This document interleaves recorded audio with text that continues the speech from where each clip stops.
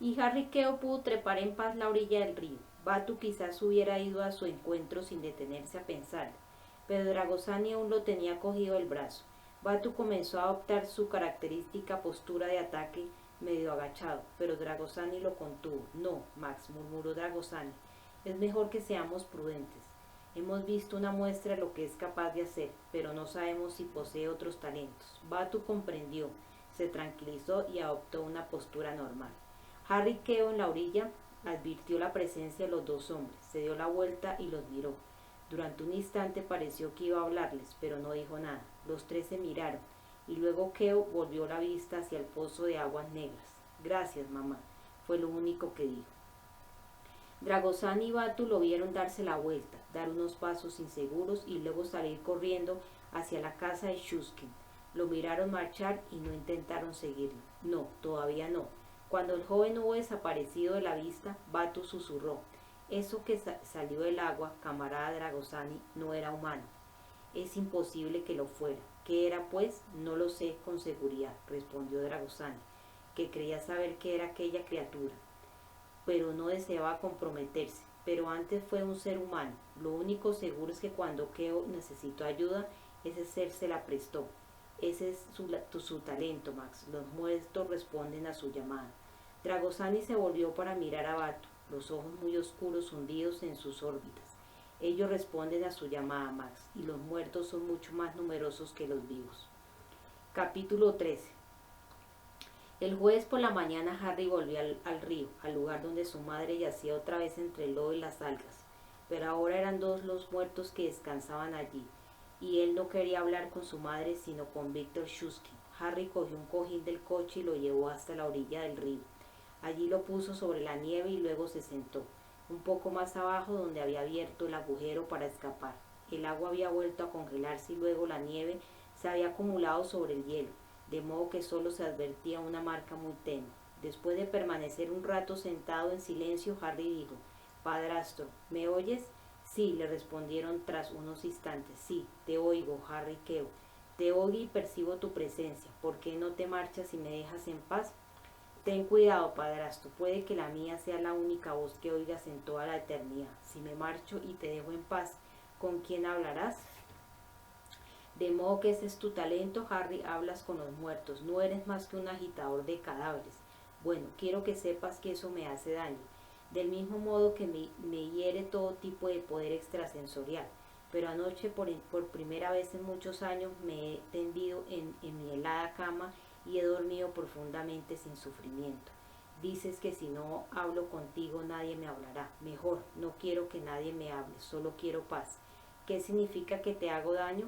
¿Cómo puede ser que mi mera presencia haga daño a nadie? Shuskin se lo explicó. Y por eso mataste a mi madre, sí, y por la misma razón intenté matarte a ti, pero en tu caso además hubiera contribuido a salvar mi vida. Y Shuskin le habló a Harry de Batu y Dragosani, los hombres que Boromir había enviado para que lo mataran. Pero el joven no se dio por satisfecho, quería saberlo todo, desde el comienzo hasta el presente. Dímelo todo, dijo. Si me lo cuentas todo, prometo que te dejaré en paz.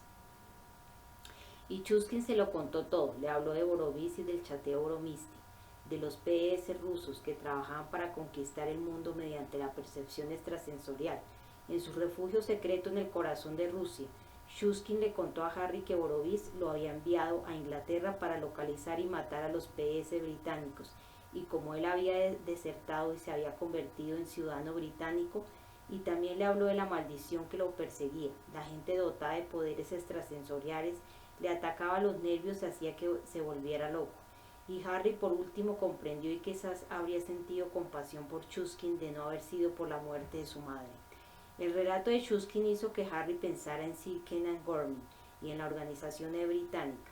El joven recordó que había prometido ir a ver a Gorman y considerar la posibilidad de unirse a su grupo una vez hubiera terminado con lo que tenía entre manos. Bien, ahora todo había acabado, y Harry supo con certeza que tenía que ir a ver a Gorman, porque Víctor Shuskin no era el único culpable. Había otros peores que él, por ejemplo, el que lo había enviado en su mortífera misión. Si Shuskin no hubiera venido a Inglaterra, la madre de Harry estaría viva. Harry estaba satisfecho por fin. Hasta ahora su vida no parecía colmada. No tenía un objetivo claro. Su única ambición había sido matar a Chuskin, pero ahora sabía que su misión era mucho más importante, y de repente se sintió insignificante ante la magnitud de la tarea que lo guardaba. Está bien, padrastro, dijo por fin, ahora me iré y descansarás en paz, pero es una paz que no mereces. No puedo perdonarte y nunca lo haré. No quiero tu perdón, Harry Queo, solo deseo que me prometas que no me molestarás más, le respondió Chuskin, y ya me lo has prometido, de modo que ve a que te maten y déjame tranquilo. Harry, entumecido por la posición, se puso de pie con movimientos torpes, le dolían todos los huesos del cuerpo y también la cabeza, y sentía que todas sus fuerzas lo habían abandonado. Era algo en parte físico, pero sobre todo emocional, era la calma que sigue la tormenta, y aunque todavía no lo sabía, era también el adormecimiento que precedía a la tormenta aún mayor. Pero ahora se puso en pie, dejó el cojín donde estaba y se dirigió al coche. Detrás de él, pero también en su interior, una voz le dijo, adiós, Harry. Y no era la voz de Chuskin. Adiós, mamá, respondió Harry. Gracias, muchas gracias, siempre te querré. Y yo siempre te querré a ti, hijo mío. ¿Qué es esto, Keo? ¿Qué es esto? La voz mental de Chuskin sonaba horrorizada. Yo vi que tú la hacías levantar, pero Harry no respondió. Dejó que Mary Keo lo hiciera por él. Hola, Víctor, no estás equivocado. No fue Harry quien me hizo levantar, lo hice yo sola, por amor, que es algo que tú no puedes comprender. Pero ahora todo ha terminado y no volveré a hacerlo. Ahora mi Harry tiene otras personas que se preocupan por él. Yo ya seré aquí solitaria en el fango, aunque tal vez ahora yo no estaré tan sola. Keo, lo llamó Chuskin desesperado. Me prometiste, me dijiste que tú eras el único que podía hablar conmigo, pero ella me está hablando y me hace más daño que nadie. Harry siguió caminando. Vamos, vamos, Víctor, oyó la respuesta de su madre como si ella se dirigiera a un niño pequeño. Eso no te servirá de nada. Dices que quieres paz y silencio, pero la paz y el silencio te aburrirán muy pronto, Víctor. Keo, la voz de Chuskin era ahora un tenue aullido mental. Keo, tienes que sacarme de aquí. Diles dónde pueden encontrar mi cuerpo. Diles lo que quieras, pero no me dejes aquí con ella. En verdad, Víctor, continuó impecable Mariqueo, creo que disfrutaré mucho charlando contigo. Estás tan cerca mío que no me cuesta ningún esfuerzo. Keo, maldito bastardo, vuelve, por favor, vuelve. Pero Harry siguió su camino. Harry llegó aproximadamente a las 13:30 a Hatterpool. Los caminos eran una pesadilla, en su mayoría completamente cubiertos de hielo, y conducirle produjo una gran tensión nerviosa. Esto hizo que se sintiera aún más fatigado, y cuando llegó a casa apenas sí tenía fuerzas para subir las escaleras. Brenda, con quien llevaba 8 semanas casado, lo esperaba en el piso, que había sufrido una fantástica e inexplicable metamorfosis desde que era joven se mudara a vivir con Harry. Tras la ceremonia en el registro civil, Brenda estaba embarazada de 3 meses, pero ya se le notaba. Se la veía floreciente. También Harry había estado en muy buen estado físico la última vez que ella lo vio, pero ahora Harry a duras penas consiguió saludarla con un beso en la mejilla y luego se quedó dormido antes que su cabeza tocara la almohada. El joven había estado 3 días fuera, realizando algunas investigaciones para un nuevo libro que estaba planeando escribir. Esto era lo que sabía Brenda, aunque él nunca le había dicho que trataría la obra. Bueno, Harry era así y ella ya debería haberse acostumbrado, pero nunca podría habituarse a que apareciera como si hubiera pasado 3 días en un campo de concentración. Harry durmió toda la noche y como parecía afebrado, Brenda llamó al médico, que vino a las 8. Harry no se levantó y lo recibió en la cama. El médico pensó que tal vez era neumonía, aunque los síntomas no coincidían exactamente con los de esa enfermedad. Dejó unas píldoras y su número de teléfono y le dijo a Brenda que si Harry empeoraba durante la noche, si respiraba con dificultad o comenzaba a toser o la temperatura subía mucho, lo llamara enseguida. Pero Harry no empeoró durante la noche y por la mañana tomó su desayuno, después del cual tuvo con Brenda una de sus peculiares conversaciones, que ella encontró más deprimente y enfermiza que cualquiera de las que había tenido antes. Incluso en sus peores épocas, después de escucharlo un rato y cuando él comenzó a hablar de hacer testamento dejándoselo todo a ella o al futuro hijo de ambos en caso de que ella estuviera incapacitada para hacer uso de la herencia, Brenda decidió que aquello era demasiado y se rió a carcajadas. Harry, le dijo cogiéndole las manos, ¿qué es todo esto? Sé que has estado enfermo, que todavía no te sientes de todo el bien, y cuando tú estás así te parece que ha llegado el fin del mundo. Pero hace menos de 2 meses que nos hemos casado, y hablas como si pensaras que estarás muerto antes de la primavera. Sí, y que yo moriré muy poco tiempo después. Nunca he oído tantas tonterías juntas. Hace apenas una semana nadabas, luchabas, patinabas y estaba lleno de vida. ¿Qué te sucede ahora? Harry decidió entonces que no podía contestar con evasivas. Después de todo, ella era su esposa y tenía derecho a saberlo todo. La hizo sentar entonces a su lado y se lo contó todo, exceptuando el sueño de las tumbas y claro está la muerte de Víctor Chusky. Explicó todo su entrenamiento deportivo y gimnástico de los meses pasados como un medio para asegurar su buena forma necesaria en su futuro trabajo, que por cierto podía ser peligroso. Esto lo llevó a hablar de la organización PS británica, aunque no lo hizo en profundidad. Era suficiente con que ella supiera que él no era la única persona dotada de talentos extraños, que en efecto había muchos más y que habían también potencias extranjeras enfrentadas al mundo libre y dispuestas a utilizar estos talentos de percepción extrasensorial en esta lucha. Parte del trabajo de Harry dentro de la organización era asegurar que estas potencias extranjeras fracasaran. Su talento como necroscopio sería utilizado como arma contra ellas. El futuro, por consiguiente, era en el mejor de los casos incierto. Su charla sobre testamentos y cosas semejantes había sido simplemente una manifestación de esa inseguridad. Él creía que era mejor estar preparado para cualquier eventualidad. Harry, mientras le decía todas estas cosas a Brenda, se preguntaba si no estaría cometiendo un error, si no hubiera sido mejor que ella continuara sin saber nada. Y se preguntó también sobre sus propios motivos. ¿Se lo contaba porque deseaba prepararla para lo que pudiera pasar o ella tenía razón? Y era simplemente porque se sentía deprimido y quería compartir el peso de todo aquello con alguien. ¿O era que se sentía culpable? Él tenía ahora un camino a seguir y debía continuar. La casa no había terminado. Chusky no había sido más que un paso a la dirección correcta. ¿Acaso sentía que Brenda estaba en peligro porque él había elegido ese camino? El epitafio, el sueño y la advertencia de su madre no habían sido que Brenda fuera a morir como consecuencia de algo que Harry estuviera por hacer.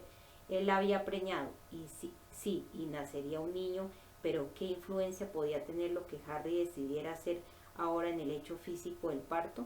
Con todo, una persistente voz en lo más recóndito de su mente le decía que sí, que podía influir.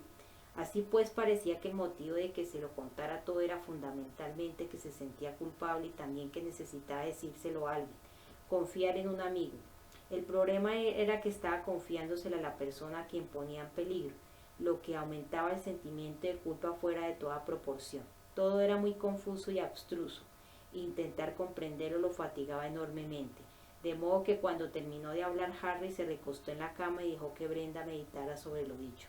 Brenda, sin embargo, lo aceptó todo como si no se tratara de algo especial e incluso parecía aliviada. Harry, le explicó inmediatamente después, sé que no soy tan inteligente como tú, pero tampoco soy estúpida. Sabía que algo pasaba desde que me contaste aquella historia sobre el necroscopio. Me di cuenta de que eso no era todo, de que quería seguir hablando, pero tenía miedo. Además, el señor Hannan me ha preguntado en Harden por ti en varias ocasiones, y por su modo de hablar, yo advertí que él también pensaba que en ti había algo extraño. Hannah, ¿qué te dijo?, preguntó receloso Harry. Oh, nada que pueda inquietarte. En verdad, creo que le tiene un poco de miedo, Harry. Te he escuchado hablar con tu difunta madre en sueños, y me di cuenta de que era una conversación verdadera, y había tantas otras cosas. Lo que escribías, por ejemplo, cómo llegaste a ser tan repentinamente un brillante escritor. He leído tus cuentos, Harry, y no tienen nada que ver contigo. Son maravillosos, claro, pero tú no lo eres. Quiero decir que eres una persona como todas, Harry. Yo te quiero, pero no soy una tonta. Y la práctica de natación, de patinaje, de judo, ¿has pensado que yo creía que eras un superhombre? Te aseguro que no me cuestas nada creer que eres un necroscopio. Me alegra que finalmente me hayas dicho la verdad, Harry. Es un alivio. Harry no podía creer lo que oía y pensar que algunos dudaban del sentido común de las mujeres. Por último dijo, pero no te lo he dicho todo, cariño. Eso ya lo sé, respondió Brenda. Claro que no, me lo has dicho. Si vas a trabajar para tu patria, habrá muchas cosas que deberás mantener en secreto, incluso conmigo. Lo comprendo, Harry. Harry se sintió como si le hubieran quitado un enorme peso encima. Respondió, respiró muy hondo, volvió a recostarse en la cama, la cabeza hundida en la almohada. Brenda, todavía estoy muy cansado, bostezó. Ahora déjame dormir, cariño. Mañana tengo que ir a Londres. De acuerdo, amor mío, dijo inclinándose para besarlo en la frente. Y no te preocupes, no te pediré que me cuentes nada. Harry durmió sin interrupción hasta la tarde. Luego se levantó y comió.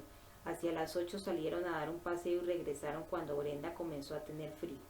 Corrieron a casa, se dieron una ducha caliente, hicieron el amor y después durmieron profundamente toda la noche. Aquel fue el día en que Harry hizo menos cosas en toda su vida. Más tarde lo recordaría como la ocasión en que peor había malgastado el tiempo. Sir Kenan Gorman iba pensativo cuando dejó la sede de la organización PS. Descendió en el ascensor hasta el pequeño vestíbulo y salió al frío de la noche londinense. En los últimos tiempos tenía varios motivos de preocupación, y uno de ellos era Harry Kew. El joven aún no se había comunicado con Gorman, y con cada día que pasaba sentía que el tiempo le pesaba como trozos de plomo. Eran las 9 de la noche cuando Gorman se dirigió a la estación de metro Westminster. En ese instante Harry Kew, a 360 kilómetros de distancia, hacía el amor con su esposa antes de disponerse a dormir. Gorman tenía otros dos motivos de preocupación. Uno era su jefe Alec Kay, que preguntaba continuamente por el estado de salud de su superior. Esto no habría sido inquietante si no fuera porque Alec Kay era un vidente de gran talento, un hombre cuya especialidad era predecir el futuro.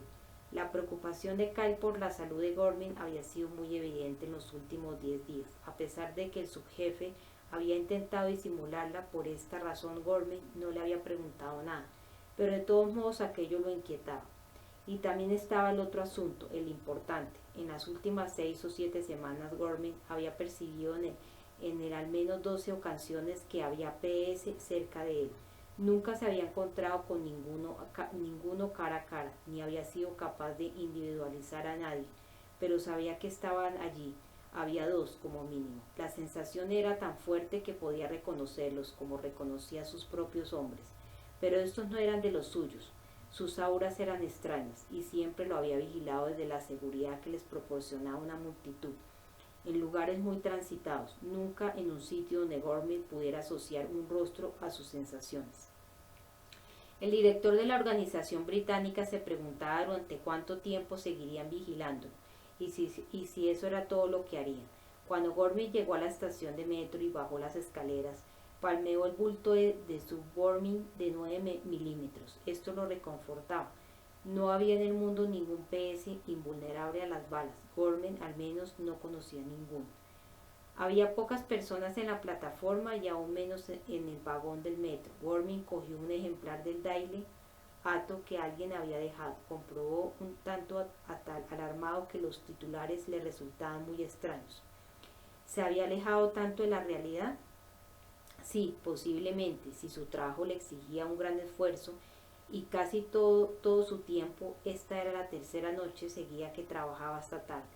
Ya ni siquiera recordaba cuándo había sido la última vez que se había sentado a leer un libro de un tirón, o que había recibido amigos en su casa. Quizá Kay tenía razón al preocuparse por él, aunque solo en el aspecto personal, no laboral. Tal vez debía tomarse unas vacaciones y dejar a su subjefe al frente de la organización.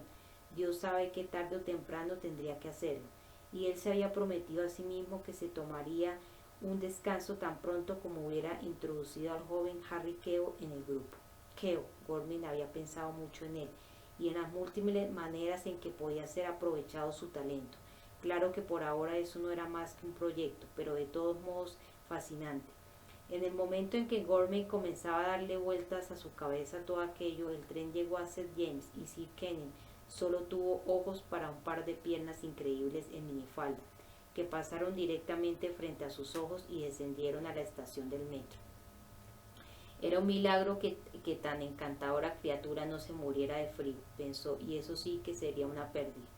Gorman se rió de sí mismo y de sus pensamientos. Su mujer, bendita sea, siempre se quejaba de eso, de que los ojos se le iban detrás de las chicas. Bueno, puede que su corazón no estuviera del todo bien, pero el resto de su cuerpo funcionaba a la perfección, y si tuviera 30 años menos, no se habría contentado solo con mirar a aquella jovencita. Tosió, volvió a concentrarse en el periódico e intentó ponerse al día con las noticias del mundo. A la mitad de la segunda columna, sin embargo, comenzó a perder todo interés. Aquello, comparado con su trabajo, era realmente aburrido. El suyo era un mundo de videntes, telépatas y ahora un necroscopio. De nuevo estaba pensando en Harry Queo. Gorman y Kay solían practicar un juego de asociación de palabras. A veces eso servía para que Kay desarrollara sus videncias, le abría una ventana hacia el futuro.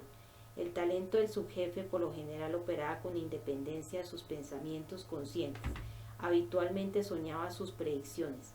Si intentaba hacerles de forma consciente, no obtenía ningún resultado, pero si uno lo cogía desprevenido, habían jugado pocos días antes. Gorman estaba pensando en Kew y había entrado en el despacho de Kay cuando vio que TPS estaba sentado allí. Sonrió y dijo: ¿jugamos?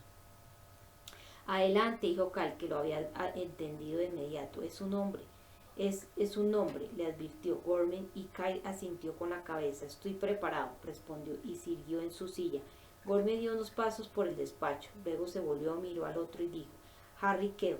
Mobius, respondió Kyle de inmediato. Matemáticas. Gorman arrugó la frente. Espacio-tiempo.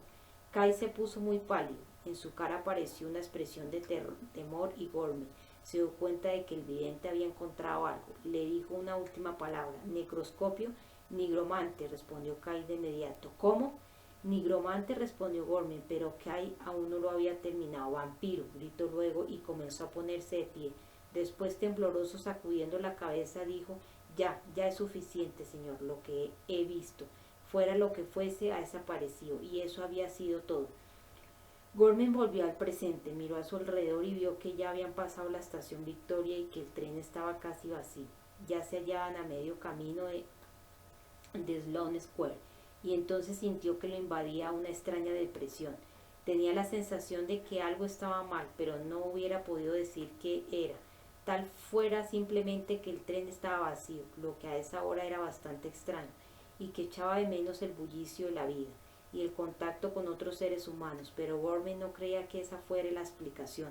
Más tarde, cuando el tren llegó a la estación, supo que todo se debía a sus poderes de percepción extrasensorial, que se habían puesto en acción. Las puertas se abrieron y una pareja de mediana edad descendió del tren, pero antes de que volvieran a cerrarse subieron dos hombres y su aura de PS descendió sobre Gorman, como una ola de agua helada. Sí, y ahora podía unir dos rostros a sus sensaciones y de los días pasados. Dragosán y Batu se sentaron frente a su presa y la miraron fríamente, sin expresión alguna en sus rostros. Gorman pensó que era una pareja muy extraña, y al menos en apariencia, escasamente compatibles.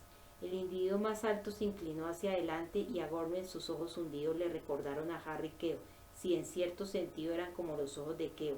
Probablemente se parecían en el color de la inteligencia, y eso era algo especialmente extraño, porque uno tenía la impresión de que los ojos de una cara como la de ese hombre tenía que ser salvajes e incluso de color rojo, y que la inteligencia que se advertía en ellos era más propia de una bestia que de un ser humano. Sir Kenan, usted lo sabe que somos, dijo el extranjero con una voz profunda como oscura y sin intentar disimular su acento ruso. Aunque no conozca nuestra identidad, y nosotros sabemos qué y quién es usted, por consiguiente sería una tontería que nos quedáramos aquí sentados, fingiendo no saber nada los unos de los otros. ¿No está de acuerdo? Su lógica es aplastante, asintió Gorman, y se imaginó que la sangre comenzaba a enfriársele en las venas. Entonces continuamos siendo razonables, dijo Dragosani. Si lo quisiéramos muerto ya lo estaría. No nos ha faltado las oportunidades, usted lo sabe. Así pues, cuando bajemos del tren en South Kensington, no intente correr, no haga escándalo ni intente llamar la atención. Si lo hace, nos veremos obligados a matarlo y eso sería una desgracia que no beneficiaría a nadie. ¿Lo ha comprendido bien? ¿Está de acuerdo? Gorman, que se esforzó por permanecer en calma, alzó una ceja y dijo: usted está muy seguro de sí mismo, señor. Dragosani respondió el otro, Boris Dragosani. Sí, estoy muy seguro de mí mismo. y lo mismo le sucede a mi amigo aquí presente Max Bato. Déjeme terminar, iba a decir, considerando que es un extranjero, continuó Gorman. Tengo la impresión de que me van a secuestrar, pero está seguro de que conoce bien mis costumbres, de que no le he pasado nada por alto, algo que su lógica no ha tenido en cuenta. Gorman, nervioso, cogió un mechero del bolsillo de la chaqueta, lo puso sobre sus rodillas y se palpó los bolsillos como si buscara un paquete de cigarrillos, hasta que finalmente hizo un gesto como si fuera a meter la mano en el bolsillo interior del abrigo. No, le advirtió Dragosani, que con movimientos muy veloces sacó su revólver, provisto de silenciador, y apuntó directamente a la cara de Gorman. No, no se nos ha pasado nada por alto. ¿Puede ocuparse de esto, Max? Batu se levantó y fue a sentarse junto a Gorman. Cogió la mano que éste tenía metida dentro del abrigo, le obligó con suavidad a sacarla y luego cogió la Gorman que Sir Kenan sostenía con dedos temblorosos. La pistola tenía puesto el seguro. Batu vació el cargador, se guardó los proyectiles y le devolvió la automática a Gorman. Nada, absolutamente nada, continuó Dragosani, pero quiero advertirle que este ha sido el último error que le permitiremos cometer. Dragosani guardó el revólver y entrecruzó sus delgados dedos sobre el regazo. Su postura era muy poco natural. Gorman pensó que el hombre tenía un aspecto retorcido, felino casi, y bastante afeminado. El inglés no sabía qué pensar de él. Un solo gesto heroico más, continuó Dragosani, y su muerte será inmediata. Gorman sabía que no estaba mintiendo. Guardó cuidadosamente la automática en su cartuchera y dijo: ¿Qué quieren de mí? Queremos hablar con usted, respondió Dragosani. Yo quiero hacerle algunas preguntas. Otros ya me han interrogado antes, respondió Gorman con una sonrisa forzada. Supongo que serán preguntas muy agudas. Ahora le tocó sonreír a Dragosani y fue algo realmente horrible. Gorman sintió repulsión física. La boca de aquel hombre se abría como la de un mastín y sus dientes alargados brillaban blancos y afilados. No, Sir Kenan, no habrá luces que lo cieguen ante sus ojos, si eso es lo que quiere decir, dijo Dragosani. Tampoco drogas, tenazas para arrancarle las uñas o una manguera para llenar el vientre de agua. No, nada de eso, pero usted me dirá todo lo que yo quiero saber. Puede estar seguro. El tren estaba llegando a la estación South Kensington y comenzó a minorar la marcha. A Gorman el corazón le dio un salto en el pecho. Tan cerca de casa y sin embargo tan lejos. Dragosani tenía un abrigo liviano doblado sobre el brazo. Dejó que la punta de su arma asomara por un instante entre los pliegues y le recordó a su prisionero. Nada de heroísmos. En el andén había un puñado de gente, jóvenes en su mayoría, y una pareja de vagabundos con una botella entre ambos. Aunque Gorman buscara ayuda, no sería fácil encontrarla allí. Salga de la estación por el camino que toma todas las noches, le dijo Dragosani a su lado. El corazón de Gorman latía aceleradamente. Sir Kenan sabía que si iba con estos hombres todo habría terminado para él. Tenía más experiencia en este campo de los dos agentes extranjeros. Cuando Dragosani le había dicho su nombre y el de su compañero, era lo mismo que decir: pero no le servirá de nada saberlos, porque no tendrá tiempo de contárselo a nadie. Tenía que huir, pero ¿cómo hacerlo? Salieron del metro por Pelham Street y luego fueron por Brompton Road hasta Kingsgate. Yo cruzo aquí en el semáforo, dijo Gorman, pero cuando llegaron a la zona de aparcamiento del centro, la mano de Dragosani apretó con más fuerza el brazo de su prisionero. Nuestro coche está aquí, dijo, y condujo a Gorman hacia la derecha y a lo largo una hilera de coches aparcados hasta llegar a un Ford igual a otros muchos. Dragosani había comprado el coche de segunda mano, aunque sospechaba que era de décima, y al contado, sin que le pidieran papeles ni le hicieran preguntas. Se lo ha utilizado solamente durante la estancia de él y Batu en Inglaterra, y luego lo encontrarían incendiado en algún camino como poco transitado. Pero fue entonces cuando se acercaron al coche que Gorman pensó que había llegado su oportunidad. Un coche de la policía aparcó a menos de 20 metros y un agente descendió y comenzó a inspeccionar las puertas de los coches aparcados. Gorman supuso que era una inspección de rutina, aunque en lo que a él le concernía más parecía un milagro. Dragosani sintió una repentina tensión en Gorman y adivinó sus movimientos antes de que lo hiciera. Batu, que había abierto las puertas trasera y delantera del lado donde estaban, comenzaba a darse la vuelta para mirarlos cuando su compañero le susurró: ahora, Max. Batu no estaba preparado, pero se agachó de inmediato en su posición de ataque y su rostro de luna llena sufrió una metamorfosis monstruosa. Dragosani, que tenía agarrado a Gormin, desvió la vista en el último momento. Gormin había abierto la boca para pedir ayuda, pero solo emitió una especie de graznido. Vio la cara de Batu recortada contra la oscuridad, un ojo semejante a una ranura amarilla, el otro redondo, verde y latiendo como si estuviera lleno de un pus movedizo.